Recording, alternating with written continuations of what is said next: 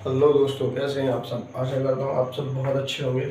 तो यहाँ पर मैं लेके आ चुका हूँ एक बहुत ही बेहतरीन कॉन्सेप्ट, इसका नाम है मैरिटल रेप। ठीक है, ये जो कॉन्सेप्ट है मैंने द हिंदू न्यूज़पेपर में भी, काफ़ी ज़्यादा न्यूज़पेपर में था ये, उसमें न्यूज़ में था। ठीक है, तो मैंने देखा इस चीज़ को और मुझे कॉन्सेप्ट डिस्कस करने लायक लगा, कुछ आप लोगों से बात करने लायक लगा, तो मैंने सोचा कि मैं इस पर एक वीडियो बनाऊँ। ठीक है, तो इसमें केस था Harikesh Sahu versus state of Karnataka का केस है ये। ठीक है, तो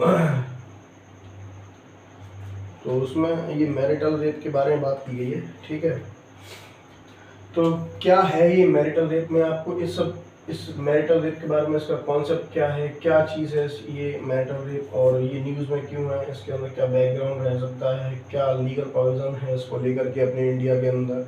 ठीक है, क्या इश्यूज़ हैं इसके रिगार्डिंग, क्या हमारी सरकार इसके बारे में क्या कहती है, और कुछ इम्पोर्टेंट फैक्ट्स बताऊंगा इस सब के बारे में, इस कॉन्सेप्ट के बारे में। ठीक है, तो स्टार्ट करता हूँ कि मैरिटल रेप क्या चीज़ है। तो मैरिटल रेप का मतलब है जब एक लड़का और एक लड़की की जब शादी हो जाती है। ठीक है, तो वो फिर उसमें क्या होता है, जैसा आप सबको पता ही होगा, फिर वो अपना एक फिजिकल रिलेशनशिप बना सकते हैं। अब वो फिजिकल रिलेशनशिप चाहे वो नॉर्मल हो, ठीक है, या ज़ोर ज़बरदस्ती से हो।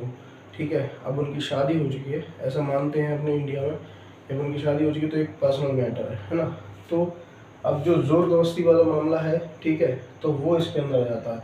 तो उसको एक रेप की तरह माना जाता है। जब एक हस्बैंड एक अपनी वाइफ के साथ जब ज़ोर ज़बरदस्ती करके एक फिजिकल रिलेशन बनाता है अपनी वाइफ के साथ, तो उसको एक मैरिटल रेप माना जाता है। और ऐसा ही कुछ हुआ है उस केस में, कर्नाटक वाले केस में, कि एक वाइफ थी उसकी, एक हस्बैंड की, तो उसने उसके खिलाफ केस कर दिया है। ठीक है, कुछ ऐसा है। आप एक बार अगर देखना चाहते हैं, इंटरेस्टेड है इस केस में, तो आप खुद देख सकते हैं उसको खोल के, जो मैंने बता दिया। ठीक है, तो ये इस चीज़ का कॉन्सेप्ट न्यूज़ में इसलिए था कि अभी मैंने देखा था उसमें कि दिल्ली हाई कोर्ट में इसको ले जाया गया और बोला गया कि इस चीज़ को क्रिमिनलाइज करें। ठीक है, मैरिटल रेप को। तो दिल्ली हाई कोर्ट ने अपने यूनियन गवर्नमेंट से पूछा कि भाई आप इस चीज़ को किस तरीके से देखते हैं। ठीक है, तो जवाब मिला कि इसको एक कंस्ट्रक्टिव अप्रोच लेकर के देखना पड़ेगा। ठीक है, इससे क्या है, मतलब अगर हमने इस चीज़ को क्रिमिनलाइज कर दिया गया, ठीक है, तो बोला जाता है कि वुमेन्स को काफ़ी ज़्यादा पावर मिल जाएगी। अब वुमेन को पावर मिल जाएगी, इसका क्या है ऐसा इस चीज़ में कि इससे वुमेन को पावर मिल जाएगी। तो बोला जाता है कि लीगल प्रोविज़न में आपको बता देता हूँ एक बार। लीगल प्रोविज़न 375 है। ठीक है, जिसमें ये बोलता है ये बात करता है कि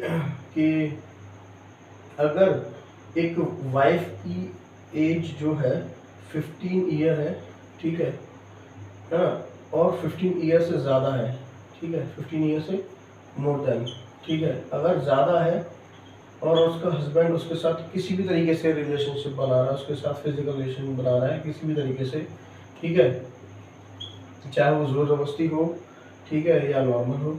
अगर जोर जबरदस्ती हो, नॉर्मल हो, और 15 साल से ज़्यादा है उसकी एज, तो उसको मैरिटल रेप में नहीं रखा जाएगा, तो मतलब एक रेप नहीं माना जाएगा। और अगर 15 ईयर से कम है उसकी एज, तो उसको रेप माना जाता है। ठीक है, चाहे वो उसकी वाइफ ही क्यों ना हो, और उसके साथ वो रिलेशन बनाता है और 15 साल से उसकी एज कम है, तो उसको एक रेप माना जाता है। तो अपने यहाँ पे ऐसा कुछ लीगल है, प्रोविज़न है। तो और अब इसमें ये बात क्या हो रही है, ठीक है, कि इस चीज़ को क्रिमिनलाइज कर दिया गया, जैसा कि मैंने आपको बताया अभी। ठीक है, तो ये चीज़ है हमारे यहाँ पे। अभी न्यूज़ में क्या किया जा रहा है, इस आर्टिकल को क्रिटिसाइज किया जा रहा है। मेन चीज़ ये है कि इस आर्टिकल को क्रिटिसाइज किया जा रहा है, क्योंकि हमारे यहाँ पे क्या होता है, कोई किसी चीज़ में अगर आपको जस्टिस देना है, तो किसी आर्टिकल्स, कुछ कानून, कुछ लॉज, कुछ सेक्शंस के तहत दिया जाता है ना। तो कुछ अपने आप को कुछ ऐसा कानून है नहीं कि मैरिटल रेप माना जाए किसी चीज़ में। तो अभी अपने यहाँ पे इस सेक्शन को रखा गया है, इस 375 सेक्शन को, IPC 375। ठीक है, इस सेक्शन के तहत उस केस में उस पर्सन को सज़ा मिली है। ठीक है, तो आगे इसका बैकग्राउंड क्या है, मैं आपको बैकग्राउंड बताता हूँ कि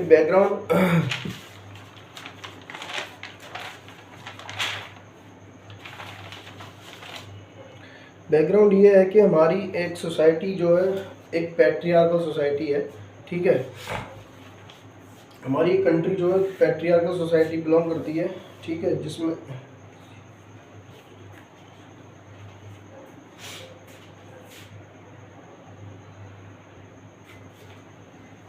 बैकग्राउंड ये है कि हमारी कंट्री में इस चीज़ को मैरिटल रेप को एक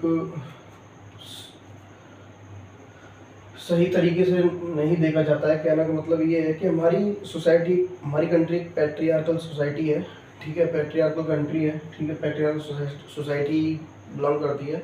इसमें क्या होता है कि इस चीज़ में एक हस्बैंड को गिल्टी नहीं माना जाता है, ठीक है, बोला जाता है कि उनका पर्सनल मैटर है।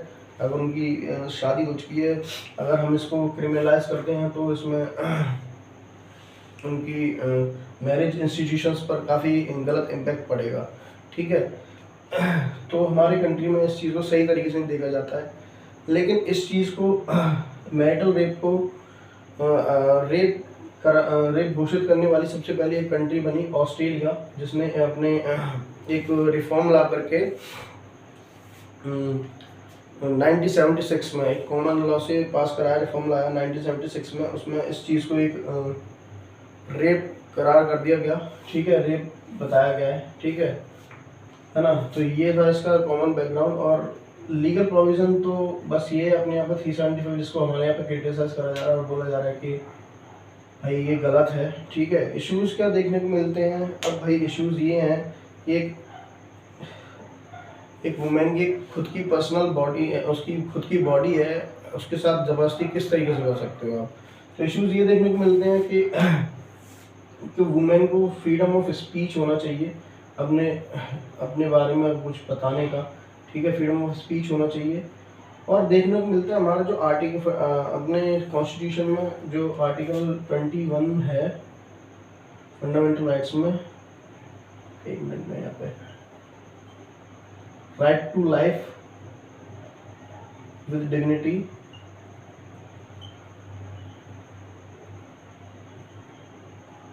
यहाँ पे right to life with dignity की बात करते हैं, लेकिन वुमेन्स को यहाँ पे डिग्निटी नहीं मिल पाती है क्योंकि ये ढंग से तरीके से यूज़ ही नहीं होता है ना। समझ में आ रहा है ना? आप इसको रिलेट करके देख सकते हैं कि यहाँ पे ये सिर्फ इस तरीके से यूज़ हो रहा है 15 ईयर्स, यहाँ पे डिग्निटी कहाँ से मिल जाएगी, ठीक है। अगर ये प्रॉपर तरीके से यूज़ किया जाए तो यहाँ पर इसको सही तरीके से लाया जा सकता है। और एक है आर्टिकल हमारा 15 और 15, आर्टिकल 14 और 15, ये जो कि राइट टू इक्वलिटी के अंदर आते हैं, फंडामेंटल राइट्स के, ठीक है। ये डिस्क्रिमिनेशन पर बात करता है हमारे, ठीक है। किसी भी पर्सन को डिस्क्रिमिनेट नहीं किया जाएगा रिलीजन, सेक्स और किसी भी चीज़ के बारे में। लेकिन ये इस चीज़ को गलत ठहराता है क्योंकि ये डिस्क्रिमिनेट कर देता है। लीगल प्रोविजन 375 जो है डिस्क्रिमिनेट किस तरीके से कर देता है, ये ईयर्स को लेकर, एज को लेकर डिस्क्रिमिनेट कर देता है एक वुमेन की एज को लेकर के, ठीक है।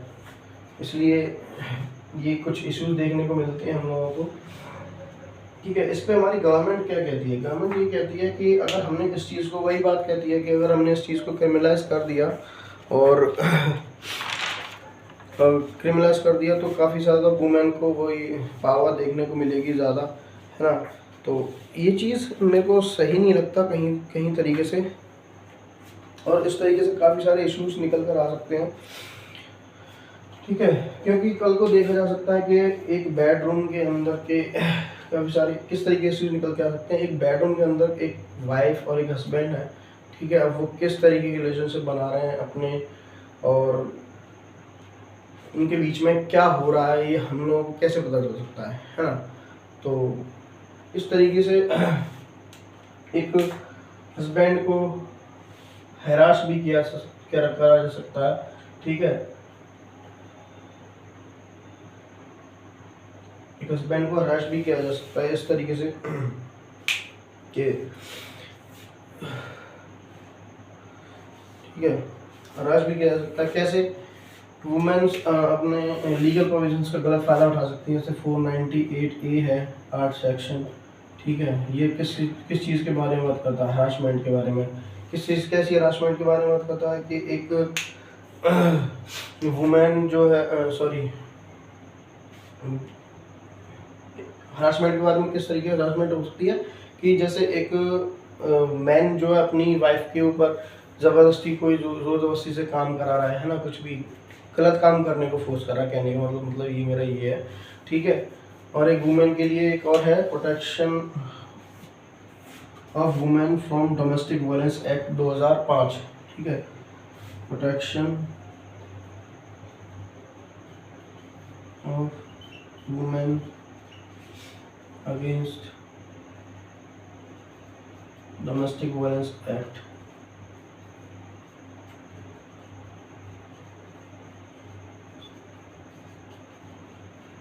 2005, ठीक है। इन सब का गलत फ़ायदा उठा सकते हैं एक वुमेन, तो इस चीज़ को लेकर के एक हस्बैंड को हरास किया जा सकता है, ठीक है।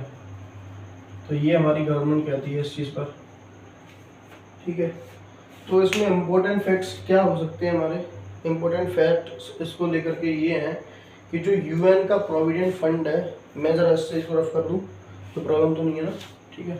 अब अगर आप देखना चाहते हैं एक बार देख सकते हैं, ठीक है, ओके।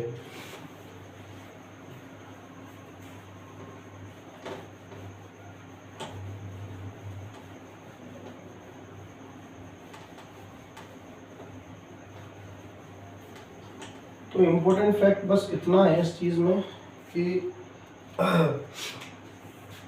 जो यूएन का पॉपुलेशन फंड है